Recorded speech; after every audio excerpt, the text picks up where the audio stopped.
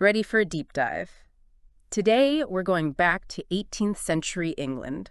Ooh, exciting. To uncover the life of someone you might not find in your typical history book. I like it already. Sarah Stredick Elms. Okay. Now we're working with one source here. Just one. Yeah, just a biographical excerpt, but trust me, it's packed with details. Let's see it then. Okay, so picture this. 1708. Okay. The reign of Queen Anne. Right. Sarah's story begins in Horsham, Sussex. Sussex. Okay. Not quite the London we see in the history books, is it? No, not at all. Forget those bustling city streets. Right. Think rolling countryside, quiet villages. I love it. Life's rhythm dictated by the seasons. You know, to really get Sarah's world, we got to understand this, setting this backdrop. It's a totally different pace of life, isn't it? Absolutely. You know, news traveled slowly, communities were close-knit, Right. life revolved around your village, and of course, the church. Oh, speaking of the church, Yes. we can't forget the political climate. Oh, that's true. England in 1708 was a tense time politically. Yeah, lots of uncertainty. Exactly. You had the Tories and the Whigs always at each other's throats. Yeah, mainly over who would inherit the throne, right? Exactly, because Queen Anne had no surviving children. Okay, so quick history lesson for those who don't know. Go for it. Tories and Whigs were the big political parties of the time. Right. Kind of like our Democrats and Republicans today. Exactly, but with way better Whigs. Way better Whigs. For sure. And the Whigs, they were all about the Act of Settlement, Right, the active sex. which basically said the next ruler had to be a Protestant from the House of Hanover Yeah. over in Germany. Yeah, huge deal back then, especially for a religious society. So even though Sarah's life in Horsham might seem a million miles away from all this political drama, Right. imagine the whispers, the anxiety, the uncertainty, even in the quietest corners of England. Oh, it definitely trickled down to everyday life. Yeah, for sure. But let's get back to Sarah. Okay, Sarah. She was born into a family of, modest means. Okay. Her father, Charles Stredick, was a carpenter. Okay. Respectable trade. And her mother, also named Sarah, was a devout woman completely dedicated to their family. So your jobs tell us a lot about them, don't they? Oh, absolutely. Their place in society, their values. And it sounds like those values, hard work, faith, and community, those became the cornerstones of Sarah's entire life. Precisely. From a young age, she would have absorbed these values just by watching her parents living their lives. It's amazing how those early influences shape us. It really is. And speaking of influences, their faith seems to have been a huge part of their lives. Huge. The excerpt mentions the Stredick family attending St. Mary's Church. St. Mary's, okay. Can you picture it? This beautiful stone building, Yeah. the spire reaching up, dominating the Horsham skyline. That must have been something to see. I wonder what it would have been like to hear those church bells echoing through the village. You know, those bells weren't just about keeping time. Right. They were a call to gather. Yeah. Imagine young Sarah walking to church with her family. Yeah. That sound, drawing them in with everyone else in the village. It's powerful. This wasn't just religious observance.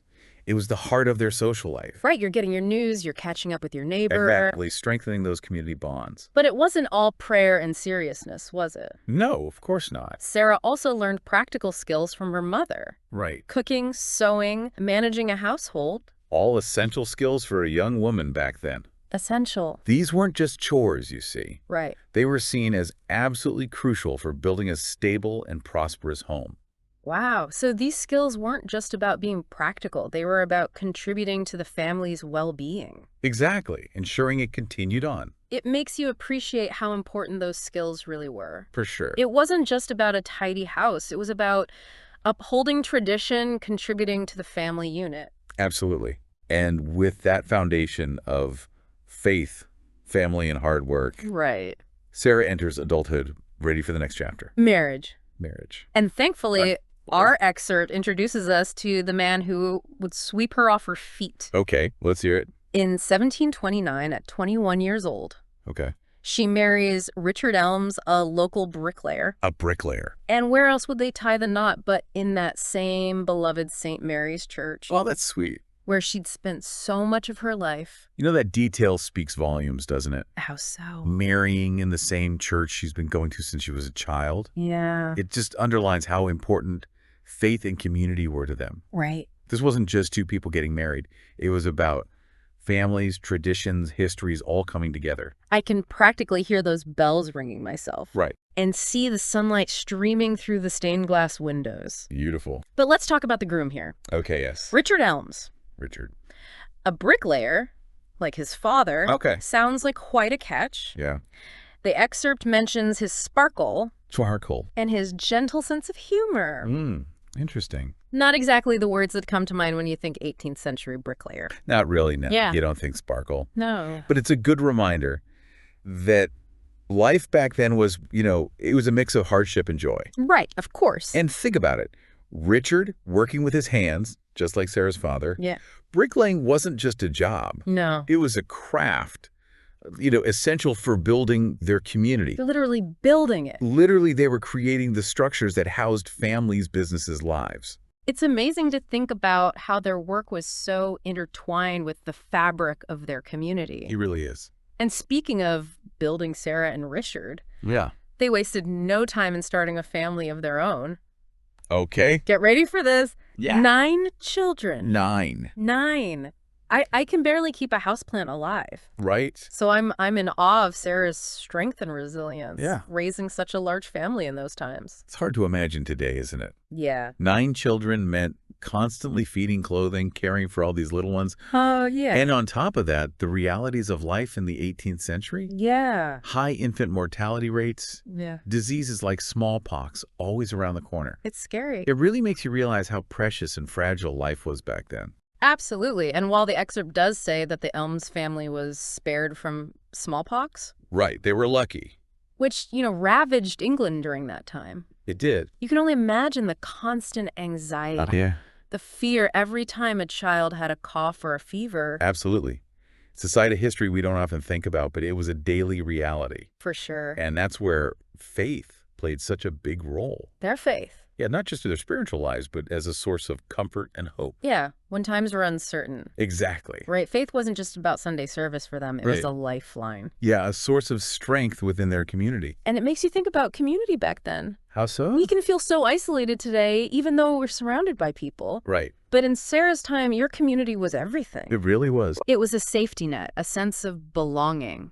Absolutely. Imagine those gatherings after church. Yeah. Sharing meals, stories, supporting each other through thick and thin. It's beautiful. The source even talks about how warm and welcoming the Elms home was. Yeah, what'd it say? Children's laughter, the smell of fresh bread. I love that. Richard telling stories of his work to their son, Charles, who followed in his footsteps and became a bricklayer himself. Oh, wow. So there's this beautiful sense of continuity, Right. a legacy being passed down. Exactly. And it reminds us that even amidst hardship, Yeah. joy could be found in the simple things. That's true. Family meals, a father's pride, the warmth of a close community. Absolutely. It wasn't all sunshine and roses, though. Right. The excerpt does mention they were middle class. Now, what did that actually mean back then? Good question.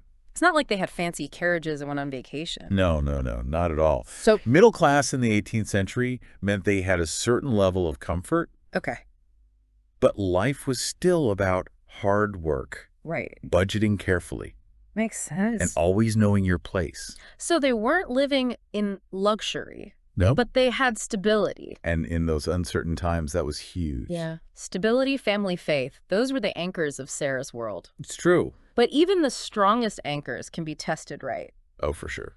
And by the late 18th century, England's on the verge of this huge shift, Oh, the absolutely. Industrial Revolution. A whole new world. And while our excerpt doesn't go into detail, Right. you have to wonder how these rumblings of change affected their quiet life in Sussex. It's a great question. Here you have Sarah and Richard. Yeah. Their lives so rooted in tradition, in the rhythms of rural life.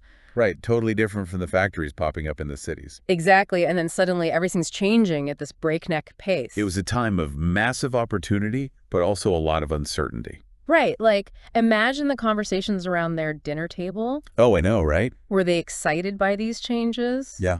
Apprehensive? A bit of both, I bet. Probably a bit of both. It must have felt like watching the world transform right before their eyes. It really makes you think how we see history as these big events, dates in a textbook. Right. But Sarah's story, it reminds us that history is also deeply personal. It's about real people. Yeah, people like Sarah and Richard living through extraordinary times. Exactly. So for Sarah and Richard, their story takes a turn as they get older.